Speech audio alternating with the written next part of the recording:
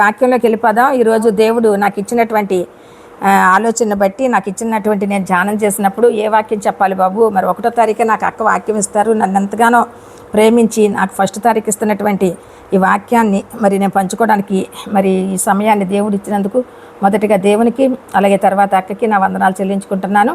ముఖ్యంగా మనం చూస్తే కనుక ఈ ఈ మన ఈ లోకంలో మనం జీవిస్తున్నప్పుడు, ఈ లోకంలో మనం ఉన్నప్పుడు, ఈ ప్రాణాత్మ దేహాలతో మనం ఉన్నప్పుడు మనం అనేక సమస్యల్లో మనం ఎప్పుడు కూడా బాధపడుతూ ఉంటున్నాం.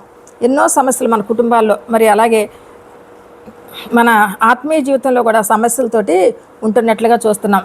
అయితే ఇక్కడ చూస్తే మన సమస్యల నుండి అసలు మనం ఎలా బయటపడాలంటే ఎలా ఉండాలి, మనం తెలుసుకోవాలి.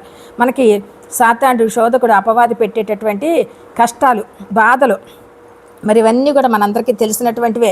ఇవన్నీ మనం ఎప్పుడు కూడా జ్ఞాపకం చేసుకుంటుంటే మనం మర్చిపోతూ ఉంటాం. ఎందుకంటే ఎన్నో శ్రమలు వస్తూ ఉంటాయి, వాటి నుండి మళ్ళీ మనకు విడుదల దొరుకుతూ ఉంటుంది. మన తండ్రి అయిన దేవుడు మనల్ని విడిచిపెట్టకుండా మనకు సహాయం చేస్తున్నప్పుడు మరి ఆ దేవుడు చేసిన మేళను బట్టి మనం ఇవన్నీ మర్చిపోతూ ఉంటాం. మరలా మనకు సమస్య వచ్చినట్టు మరలా మనం దేవుని సన్నిధికి వెళ్తూ ఉంటాం. ఇవన్నీ మనకు తెలిసినటువంటి విషయాలే. ఎన్నో సమస్యలు, మన ఒడిదుడుకులు, మనం జీవించినటువంటి ఆయుష్కాలం 70 సంవత్సరాలు, అధిక బలం ఉంటే 80 సంవత్సరాలని బైబిల్లో ఉంది. మరి అయితే ఈ యొక్క కొంతమంది 50 సంవత్సరాలకే మరణించవచ్చు, కొంతమంది 40 సంవత్సరాలు గతించవచ్చు, కొంతమంది చిన్నపిల్లలుగా గతించవచ్చు. మనమైతే మన దేవుని కృపను బట్టి మరి 60 సంవత్సరాలు దాటిన వారిలో మనం ఉన్నామంటే దేవునికి ఎనలేని స్తుతులు, స్తోత్రాలు చెల్లించాలండి. అందరూ 60 సంవత్సరాలు దాటిన వాళ్ళు ఉన్నారని నేను అనను, కానీ నా జీవితంలో నన్ను దేవుడు మరి నేను 50 సంవత్సరాలప్పుడు పెద్ద అపాయం నుంచి నన్ను దేవుడు బయట వేశారు. పెద్ద అపాయం అంటే చాలా పెద్ద ఆపరేషన్ జరిగింది, నాకు మీ అందరికీ తెలిసినటువంటిదే. మరి అటువంటి మరణపు ముళ్ళును మరి జయించడానికి దేవుడు నాకు శక్తినిచ్చారు, బలం ఇచ్చారు. నన్ను ఎంతగానో మరి ఈ రోజున వాడుకుంటున్న విధానాన్ని బట్టి నేను వందనాలు, స్తుతులు, స్తోత్రాలు చెల్లించుకుంటున్నాను.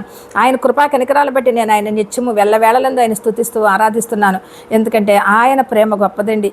మనం ఆయన ప్రేమించాం, కానీ ఆయన మనల్ని ప్రేమిస్తూనే ఉంటారు. నిత్యము ఆయన ప్రేమ మన పక్షంగా ఉంది కాబట్టి ఏ అవాంతరాలు వచ్చినా, ఏ అడ్డంకులు వచ్చినా, ఏ ఆటంకాలు వచ్చినా, ఏ శ్రమలు వచ్చినా, ఏ ఇబ్బందులు వచ్చినా, ఏ ఇరుకులు వచ్చినా ఆయన మనల్ని బయటకు తీసుకొచ్చి కాచి కాపాడుతున్నారండి. ఈ విషయంలో మనం ఆయనకి స్తుతులు చెల్లించే వారముగా ఉండాలి, కృతజ్ఞతార్పణలు చెల్లించే వారముగా ఉండాలి. అయితే నిత్యము మనం దేవునితో సహవాసం కలిగి ఉండాలి. ఇక్కడ చూస్తే మనం ఆ సమస్య నుంచి ఎలా బయటపడాలి అంటే ఫలించే వారముగా ఉండాలంటున్నారండి. ఈ నెల నవంబర్ మాసంలో దేవుడు నాతో మాట్లాడిన మాటను బట్టి మీకు నేను వందనాలు చెల్లించుకుంటున్నాను. ఎందుకంటే దేవుడు మీకు చెప్పాలని చెప్పి నాకు ఈ ఆలోచన ఇచ్చినటువంటి దేవాది దేవుని బట్టి వందనాలు చెల్లించుకుంటున్నాను. మామూలు జీవితం కాదండి, ఫలించేది కొమ్మగా ఉండాలి. ఫలించేటటువంటి జీవితాలు కావాలంట. మన జీవితంలో మనం నిత్యము కూడా తండ్రి ఆయన ఇచ్చినటువంటివన్నీ అనుభవిస్తున్నాం. మనం ఈ లోకంలో అన్నీ కూడా ఫలిస్తున్నాం, మనం అనుభవిస్తున్నాం. కానీ దేవునిలో ఫలించే వారంగా మనం ఉండాలంటండి. ఎలాగ ఉండాలి, ఎవరిలాగా ఉండాలి అని మనం చూద్దాం. కొలస్సీలకు రాసిన పత్రిక 2వ అధ్యాయం 6-7 వచనాలు ఒక్కసారి మనం చదువుకుందామండి. కొలస్సీలకు రాసిన పత్రిక,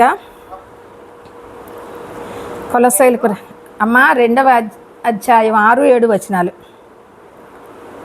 కావున మీరు ప్రభువైన క్రీస్తు యేసును అంగీకరించిన విధముగా ఆయన యందు వేరుపారిన వారై ఇంటి వలె కట్టబడుచు ఇక్కడ పనులవునా మీరు నేర్చుకున్న ప్రకారంగా విశ్వాసమందు స్థిరపరచబడుతూ కృతజ్ఞతాస్తుతి చెల్లించుట యందు విస్తరించుతూ ఆయన యందు నడుచుకొనుడి.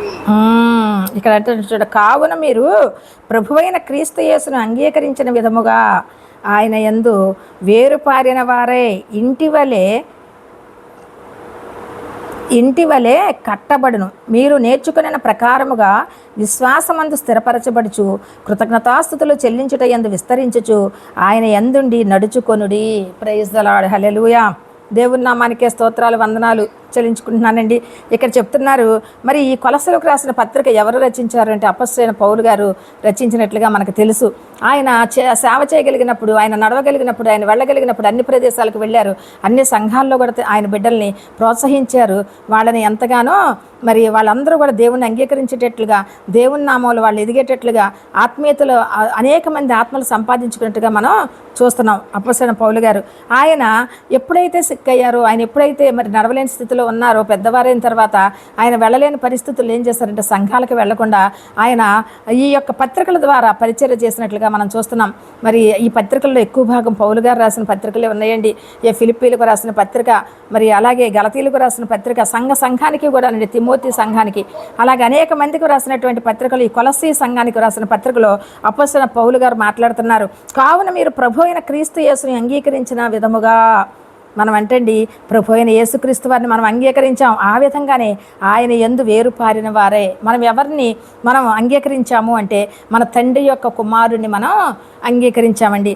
ఆయనలో మనం వేరుపారాలని ఆయన చెప్తున్నారు. ఇంటి వలె ముందు స్థిరపరచబడును, ఇంటి వలె కట్టబడును, మీరు నేర్చుకున్న ప్రకారముగా విశ్వాసమందు స్థిరపరచబడుచు. ఇంటి వలె కట్టబడాలంటే ఇల్లు కట్టిన తర్వాత దాన్ని కూలగొడతాం ఎంత కష్టమో, అది చాలా కాలం అయిపోయిన తర్వాత దానిలో ఉన్నటువంటి ఆ శక్తి తగ్గిపోయో, లేకపోతే చాలా కాలం వాడేసిన తర్వాత ఆ గృహం పాడైపోయి ఏదన్నా అవ్వచ్చేమో, కానీ అది ముందుగా కట్టిన గృహం అయితే కనుక చాలా బలంగా ఉంటుంది. ఇంటి వలె కట్టబడాలంటే ఇల్లు ఒక స్టెప్ తర్వాత ఒక స్టెప్, ఒక స్టెప్ తర్వాత ఒక స్టెప్ ఎలాగా మనం పైకి కడతామో ఆ రీతిగా మనం కూడా అభివృద్ధి చెందాలంటండి. మీరు నేర్చుకున్న ప్రకారముగా విశ్వాసమునందు స్థిరపరచబడుచు. మనం నేర్చుకున్న ప్రకారంగా రోజుకి మనం అభివృద్ధి చెందుతున్నాం. దేవుని వాక్యాలు మనం అభివృద్ధి చెందుతున్నాం. ఆయన చేసిన కార్యాలు మనం తెలుసుకుంటున్నాం. ఆయనలో మనం ఎలా ఎదగాలి, మనం ఎలాగ ఆయన స్తుతించాలి, ఆయనలో ఎలాగ మనం ప్రార్థన చేసి పొందుకోవాలి, ఆయన ఇచ్చే వాటిని మనం ఎలాగ అవి అందిపుచ్చుకోవాలి అనేటటువంటి జ్ఞానంతో మనం ఉంటున్నామండి. అలా మనం అంటండి ఎదిగే కొద్దీ మరి కృతజ్ఞతాస్తుతులు చెల్లించుటయందు విస్తరించుచు కృతజ్ఞతాస్తుతులు చెల్లిస్తున్నాం. ఆయన ఏ చేసినా కూడా మనం సాక్ష్యంగా చెప్పుకుంటాం. మరి నేను ఈరోజు సాక్ష్యం చెప్పడం మర్చిపోయాను, దయతో క్షమించి మన్నించండి.